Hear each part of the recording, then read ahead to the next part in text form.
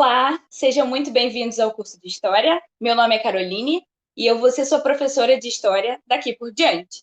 Provavelmente você também já me viu nas aulas de Geografia, eu também sou sua professora por lá. Bom, na aula de hoje nós vamos falar sobre a Grécia Antiga, dividida em dois períodos, arcaico e clássico. A primeira coisa que a gente precisa pensar sobre a Grécia Antiga é o porquê nós estudamos a Grécia Antiga. Qual é a importância de se estudar a Grécia Antiga? No slide a seguir, nós conseguimos falar um pouco dessa importância da composição étnica e da localização para a gente se familiarizar com esse ambiente antigo. Bom, a gente estuda a Grécia porque, assim como a China, a civilização chinesa tem uma grande importância no desenvolvimento das civilizações orientais, a Grécia Antiga vai ser para nós de extrema importância no desenvolvimento das civilizações ocidentais, certo? Nós bebemos da Grécia, nós recebemos da Grécia grande parte do conhecimento científico e filosófico lá produzido. E é por isso que nós precisamos revisitar esse território tão antigo e descobrir quais foram as origens de todo esse conhecimento científico e filosófico, como ele se deu e aonde ele se deu, qual era o substrato físico em que ele se deu, correto? Bom, vamos nos localizar. A Grécia está localizada na costa do Mar Egeu, e o Mar Egeu se localiza dentro do Mar Mediterrâneo, o mar que os romanos costumavam chamar de Mare Nostrum. Se a gente pega alguns mapas romanos, é possível a gente ver esse nome, né? Mare Nostrum, ao invés de Mar Mediterrâneo. É dentro desse mar, e mais especificamente no Mar Egeu, na costa do Mar Egeu, que vai se desenvolver a civilização que nós vamos estudar hoje. A título de divisão, só para a gente compreender um pouco melhor desse ambiente, afinal de contas, nós não estávamos lá, a gente divide a Grécia em 4 partes. A Grécia continental, que é a porção de terra que está na costa da Europa continental. A Grécia insular, que diz respeito a essas variadas ilhas que nós conseguimos ver no mapa à direita, certo? São essas diversas ilhas. Insular quer dizer ilha, quer dizer a respeito de ilha. E Grécia peninsular, a península, ela é como se fosse uma ilha, porém ela está ligada ao continente por um istmo. O istmo é uma porção de terra que liga essa ilha ao restante do continente. Por último, nós temos a Grécia Oriental, que é toda essa porção ocupada na costa da antiga Anatólia, que nós conhecemos hoje como Turquia, correto? Bom, a Grécia, ela é uma composição de etnias, a Grécia Antiga. Ela é um retalho composto por várias etnias. Nós não podemos dizer que a civilização grega ela possui uma origem apenas. Ela possui um conjunto de origens. E essas origens, elas são muito bem exploradas nos mitos acerca da fundação da própria Grécia. E são esses povos que compuseram a Grécia Antiga: os fenícios, os egípcios e os asiáticos. Todos eles migraram para essa região e encontraram ali uma outra população e juntos desenvolveram o que a gente entende como Grécia Antiga, correto? Qual é a principal questão da Grécia? Se ela é um retalho de várias etnias, como é que a gente chama todo esse conjunto de Grécia Antiga? Bom, todas essas etnias, ao chegarem e se estabelecerem na Grécia, adotaram a mesma língua e também a mesma religião. Como nós bem sabemos, os gregos da antiguidade eram politeístas, ou seja, eles tinham vários deuses, né? E todos esses deuses estão presentes na mitologia grega. E esses deuses se relacionam com a formação da Terra, e não só com a formação da Terra, mas com a formação da própria civilização grega. Então, esse conjunto de habitantes que colonizaram essa região que a gente entende como Grécia Antiga, adotaram uma mesma língua e uma mesma religião, mais tarde, um mesmo modelo político, e esse conjunto, esses três fatores, trouxeram uma unidade territorial, uma unidade cultural. Ainda que fossem muito diferentes entre si, eles se entendiam como parte de um todo. Correto? Adiante, a gente vai começar a falar um pouco desse contexto de desenvolvimento do nosso território. Bom, a Grécia Antiga, antes da chegada desses colonizadores asiáticos, fenícios, egípcios, existia uma outra civilização ali, que era a civilização micênica. A civilização micênica era uma das primeiras civilizações que se desenvolveu antes de termos o que entendemos como Grécia Antiga. A civilização micênica começou a ruir por volta do ano 1120 a.C., junto também com a queda do Império Hitita na Ásia Menor. Essas civilizações desapareceram e logo depois entraram anos de estagnação, até que esses colonizadores se estabeleceram na Grécia Antiga, mais ou menos por volta do ano de 730 a.C., começaram a desenvolver a atividade agrícola e o comércio marítimo, principalmente com o Império Assírio, que é bom a gente saber, é um império contemporâneo à Grécia Antiga, e inclusive o Império Assírio aparece na Bíblia como um dos impérios que vai subjugar a nação de Israel, que vai exterminar a nação de Israel, vai sitiar a cidade de Samaria, destruir completamente a cidade de Samaria e também o seu povoado. É também do Império Assírio a capital Nínive, para onde Deus envia Jonas, né, para anunciar o julgamento da cidade.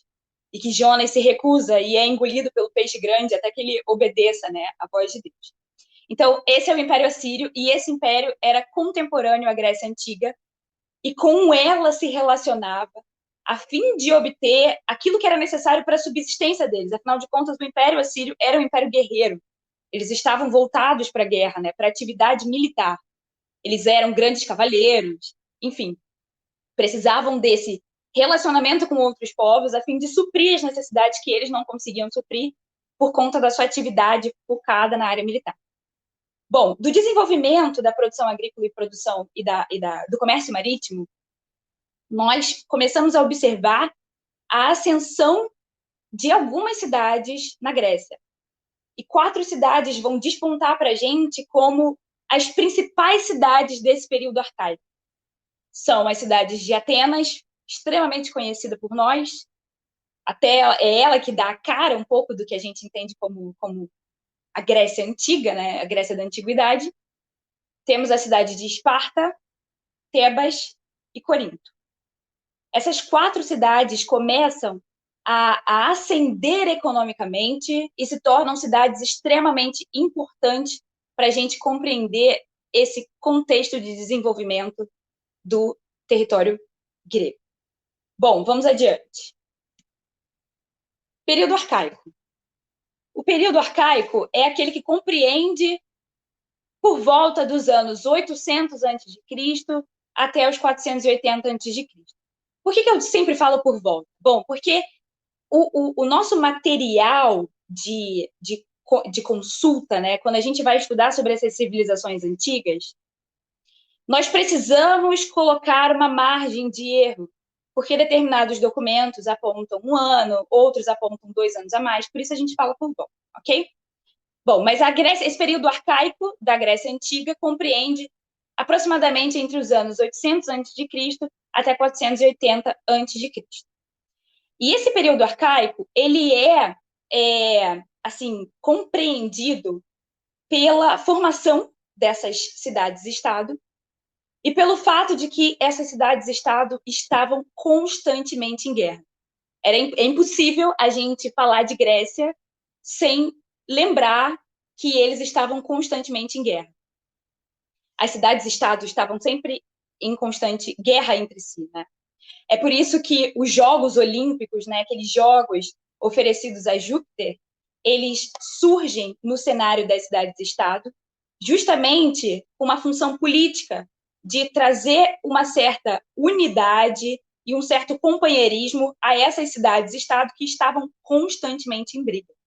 Então, além de ser um fator de divertimento e também religioso, porque esses Jogos Olímpicos eram oferecidos a Júpiter, os Jogos Olímpicos também tinham a função de trazer uma certa unidade a essas cidades-estado que estavam constantemente em briga e apaziguar os ânimos entre eles, correto?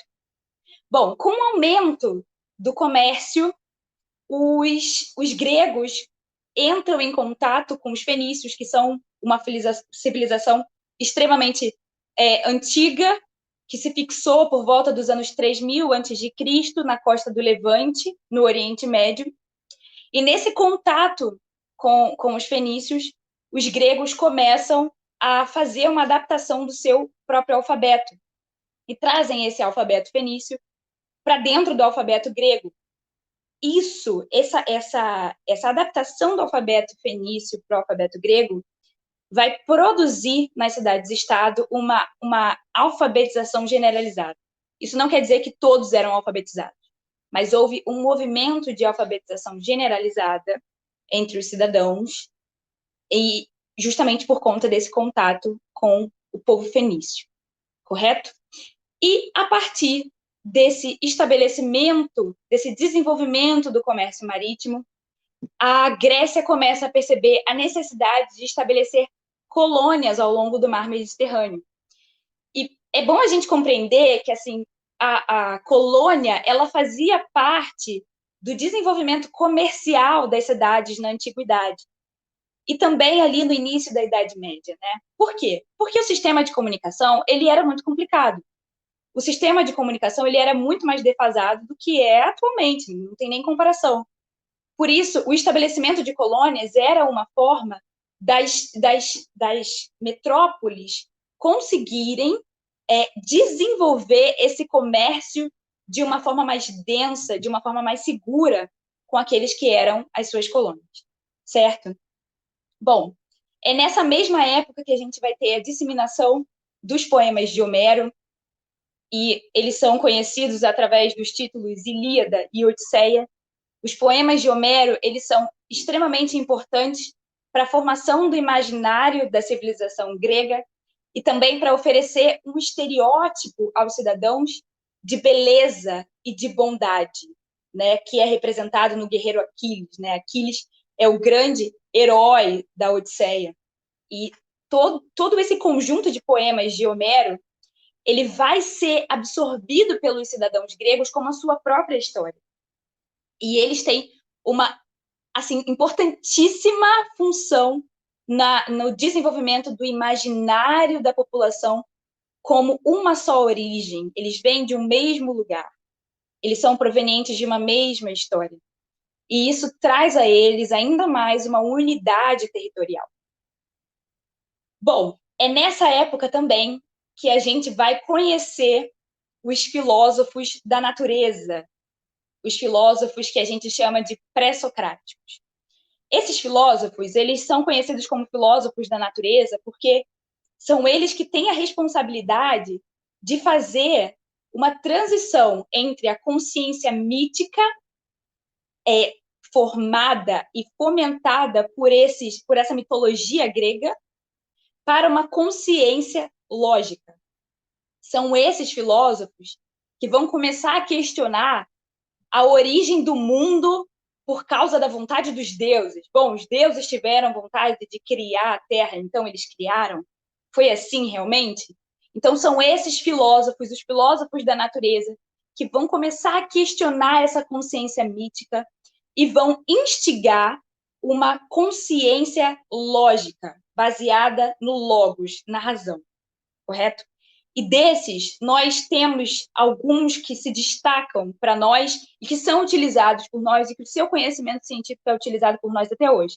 Temos Pitágoras, para a galera da matemática, né? Aquela galera que trabalha ali com a matemática sabe bem a importância de Pitágoras, e Tales de Mileto, que é um dos filósofos que conseguiu prever um dos primeiros eclipses lunares. E como ele conseguiu prever? Era porque ele era mago, né? Não era. Ele conseguiu prever através de cálculos. Quem registra isso é um grande historiador chamado Heródoto, ele que vai mostrar como Tales de Mileto conseguiu, através de cálculos, prever um eclipse lunar que aconteceu no ano seguinte. Então, toda essa fase de filósofos na natureza é marcado por essa transição da consciência mítica, onde os eventos e a origem do universo tinham como responsáveis os deuses da mitologia, para uma consciência lógica, baseada na razão, baseada em cálculos, baseada na observação da natureza. Certo? Bom, a seguir, nós temos o período clássico. O período clássico é aquele que compreende dos anos, ele se inicia em 480, com o final do período arcaico, e dura até aproximadamente 336 a.C. E esse período clássico vai ser marcado pela ascensão da cidade de Atenas. Atenas vai despontar dentre essas cidades como uma das cidades mais poderosas, ela enriquece e vai se despontar como uma grande cidade-estado que vai comandar as outras cidades-estado da Grécia. Depois de numerosas, como a gente falou, né, as cidades-estado viviam em guerra, e depois de uma determinada guerra, Atenas abandona o governo monárquico e adota por um breve tempo o governo aristocrático. O governo aristocrático cai, a influência vai sendo perdida ao longo do tempo, e surge um novo modelo que se chama democracia, ou seja, o governo do povo. Bom, Solon é um filósofo e legislador que vai ter como responsabilidade organizar a legislação desse novo modelo político, que é a democracia. E é isso que ele vai fazer. Ele organiza toda uma legislação mostrando para aquela população como deveria ser a democracia. E ela é baseada numa assembleia do povo, numa congregação do povo, onde os cidadãos, excetuando escravos, estrangeiros e mulheres, pois não eram considerados cidadãos naquela época, se juntavam para decidir a respeito do destino e das tomadas de decisão, guerra, paz, comercialização ou não. Todas essas áreas eram decididas pelo povo em assembleia. Isso é o que caracteriza o início da democracia. E é isso que a gente consegue trazer para nós. Né? Essa é uma das heranças que a democracia deixa para nós. Essa assembleia do povo, que decide tudo em conjunto. O grande local onde essa assembleia do povo ocorria eram as ágoras, as praças públicas. Eram nessas praças que o povo, os cidadãos, como eu falei, excetuando escravos, mulheres e estrangeiros, se encontravam para decidir a respeito das questões da cidade. Bom, o que vai acontecer? Solon, ele deixa a legislação e fala para o povo, olha, tá aqui, a democracia funciona desse jeito, sigam. Ele sai, vai fazer uma viagem, quando ele volta, tem um governo tirânico estabelecido no poder. E esse governo passa de uma geração para outra, de pai para filho, depois de um filho para o irmão. E isso vai gerar uma grande confusão dentro do território de Atenas. E dentro dessa confusão, iniciam-se os ataques dos persas. O Império Persa estava crescendo no Oriente Médio, lá no Golfo Pérsico, e ele vai começando a avançar em direção ao mar Mediterrâneo. E é justamente nesse período de caos político em Atenas, que o Império Persa vai avançar. Adiante, nós temos o início dessas batalhas, né? Porque falamos que as cidades-estados estavam sempre em constante guerra, mas aqui começam os ataques estrangeiros, especificamente do Império Persa, que queria se expandir para além do Oriente Médio, para além do norte da África, ok? Em 490, na verdade, um pouquinho antes de 490, iniciam-se os ataques do rei Dário à Grécia Antiga, ao território da Grécia Antiga, e esses ataques têm o ápice em Maratona, na Batalha de Maratona, em 490 a.C. Nessa batalha, os gregos conseguem resistir bastante, mas é essa batalha, a entrada dos persas no território grego, que vai desencadear uma série de outras guerras que vai durar mais ou menos até Artaxerxes. Artaxerxes, desculpa. Nós temos, então, Dário, depois Xerxes e depois Artaxerxes. E essas guerras, elas vão durar até esse último rei. Correto? Bom, talvez vocês já tenham ouvido falar dos 300 de Esparta. E esses 300, eles foram uma congregação, um exército espartano que, durante uma das batalhas contra os persas, foi enviado até a cidade, esse exército, né, foi enviado até a cidade de Tessália, porque eles tinham ouvido no sul, os gregos tinham ouvido no sul, que a Pérsia ia invadir o território através da Macedônia, ou seja, pelo norte. Como a gente pode ver no mapa aqui no canto direito, a Macedônia está ao norte, a Tessália logo abaixo e o Peloponeso no sul. Os gregos ouviram que os persas estavam contornando as terras gregas a partir da Anatólia, da Turquia, sairiam pela Macedônia, entrando pela Tessália, até descer ao Peloponeso. Bom, eles ficam sabendo disso e enviam os 300 de Esparta em direção a esses persas para derrotá-los, né? E assim, eles eram muito poucos, mas eles sabiam, os espartanos, eles eram conhecidos pelo desenvolvimento militar. Então, eles sabiam que enfrentar o Império Persa, que estava invadindo o território, seria a morte deles, seria a destruição deles. Mas como eles eram guerreiros, desde crianças eles eram treinados para serem guerreiros, os homens eram treinados para serem guerreiros, eles vão em direção a Tessália para enfrentar o Império Persa que estava adentrando o território. E, bom, eles conseguem resistir, eles morrem em batalha, eles já sabiam que isso ia acontecer, eles morrem em batalha, mas eles conseguem atrasar a entrada do Império Persa, a fim de que os gregos lá no sul conseguissem se armar um pouco mais, se preparar melhor para a batalha.